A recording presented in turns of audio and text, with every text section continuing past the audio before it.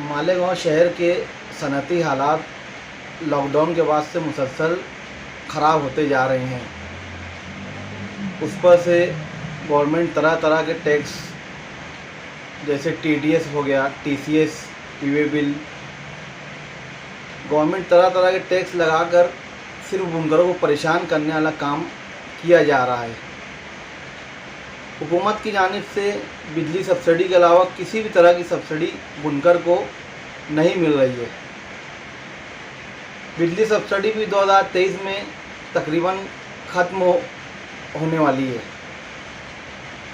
इन तमाम मुसीबतों और परेशानियों के बाद क्या करें? महाराष्ट्र में आज बिजली का जो रेट है वो हिंदुस्तान की दीगर रियासतों से ज़्यादा है। इसलिए महाराष्ट्र का कपड़ा दीगर रियासतों की बनिस्बत महंगा तैयार होता है। तो गवर्नमेंट को चाहिए कि महाराष्ट्र के ऊपर ख़ास ध्यान देवे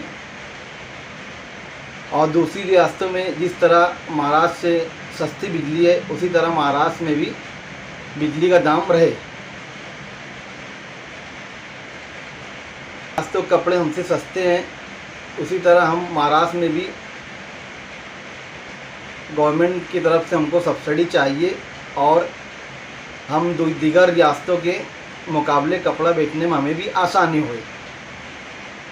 इस तरह का हम गवर्नमेंट से भी डिमांड करते हैं और बुनकरों को भी चाहिए कि अब कुछ लाए अमल अपना तैयार करें और सर जोड़ कर बैठें, वरना सनअती हालात दिन ब दिन काफ़ी ख़राब होते जा रहे हैं।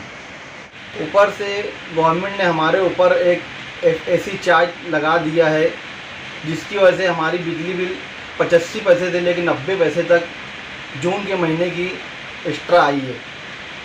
इसलिए हमारी गवर्नमेंट से ये मांग भी है, ये डिमांड भी है कि गवर्नमेंट इसे फ़ौरन वापस ले ले, ताकि हम जो परेशानी में मुब्तला हैं ये मज़ीद हमारे ऊपर एक चार्ज बढ़ गया है, तो इसको बुनकर किसी भी तरह से सहन नहीं कर पाएगा।